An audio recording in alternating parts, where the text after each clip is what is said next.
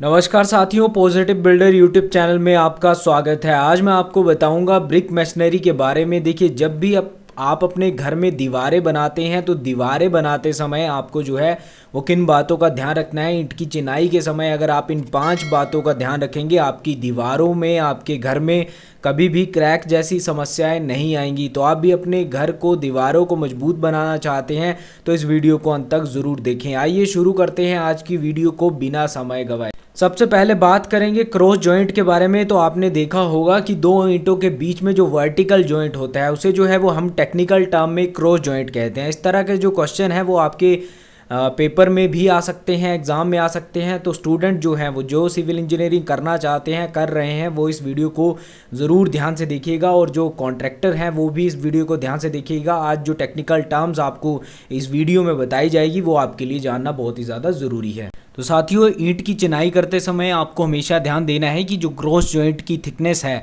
वो आपको 10 mm रखनी है। आपके ईंटों के बीच में जब मोटार फिल किया जाता है तो उसके दो ईंटों के बीच का जो गैप है उसकी थिकनेस जो है वो आपको 10 mm रखनी है। इस बात का जो है वो ब्रिक मशीनरी के दौरान, ईंट की चिनाई के दौरान जो है वो आपको हमेशा ध्यान देना है। तो साथियों, इसके बाद बात करेंगे बेड जॉइंट के बारे में। तो आपने देखा होगा कि हम जो है वो ब्रिक मशीनरी जब करते हैं उसके ऊपर जो है वो ब्रिक के ऊपर, ईंटों के ऊपर जो है वो मोटार की लेयर प्रोवाइड करते हैं, उसके ऊपर जो है वो ईंटें रखते हैं। तो इस तरह से जो है वो हम अल्टरनेट वे में हम मोटार की लेयर प्रोवाइड करेंगे, उसके ऊपर जो है वो ब्रिक्स की लेयर प्रोवाइड करेंगे, फिर मोटार प्रोवाइड करेंगे। तो जहाँ पर हम मोटार प्रोवाइड करते हैं, लेयर प्रोवाइड करते हैं, उस जॉइंट को हम जो है वो बेड जॉइंट कहते हैं। और बेड जॉइंट की जो थिकनेस है, जो मोटार की लेयर जो होगी उसकी थिकनेस जो है वो आपको 12 से 14 mm रखनी है। तो आपको हमेशा ध्यान रखना है ईंट की चिनाई करते समय जो बेड जॉइंट की मोटाई है वो आपको 12 से 14 mm रखनी है। आगे बढ़ते हैं, अब बात करेंगे सेटिंग टाइम ऑफ सीमेंट की। जो आप मोटार बनाते हैं, अगर आप उस मोटार का इस्तेमाल जो है वो 30 मिनट से पहले नहीं करते तो साथियों आपकी जो सीमेंट है वो जमना स्टार्ट हो जाता है। जो आपका मोटार है वो जम जाएगा, जिसकी वजह से आपके पूरे मोटार की जो है वो स्ट्रेंथ कम हो जाती है और आपके ब्रिक्स के बीच में जो जॉइंट है, आपकी दीवारों की जो मजबूती है वो खतरे में पड़ सकती है। तो आप ध्यान दें कि जब आप मोटार बनाएं तो उस मोटार का आपको जो है वो 30 मिनट से पहले जो है वो इस्तेमाल करना है।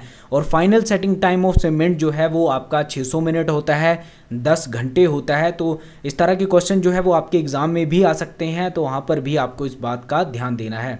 साथियों, इसी के साथ एक और महत्वपूर्ण पॉइंट के बारे में आपको जानकारी दूंगा। हम एक दिन में जो है वो कितनी हाइट तक जो है वो दीवार की मशीनरी कर सकते हैं, एक दिन में आपको कितनी हाइट तक जो है वो दीवार को बनाना चाहिए। इस तरह के सवाल जो हैं वो आपके पेपर में, एग्ज़ाम में आ सकते हैं।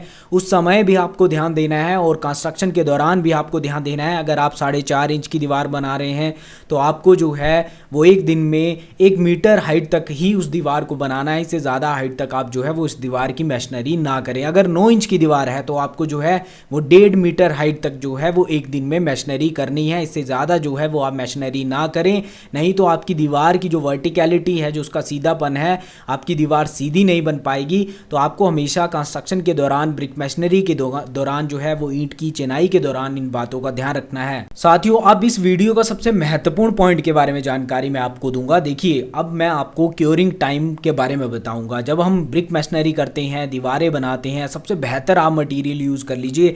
अच्छी ईंटें, अच्छी सैंड, अच्छी सीमेंट का यूज़ कर लीजिए। अगर आप तराई नहीं करेंगे तो आपके घर की मजबूती जो है वो कहीं ना कहीं कम हो जाएगी। तो तराई करना, क्योरिंग करना बहुत ही ज़्यादा ज़रूरी है। जब आप दीवारें बना लेते हैं तो दीवारों की क्योरिंग करना बहुत ही ज़्यादा ज़रूरी है।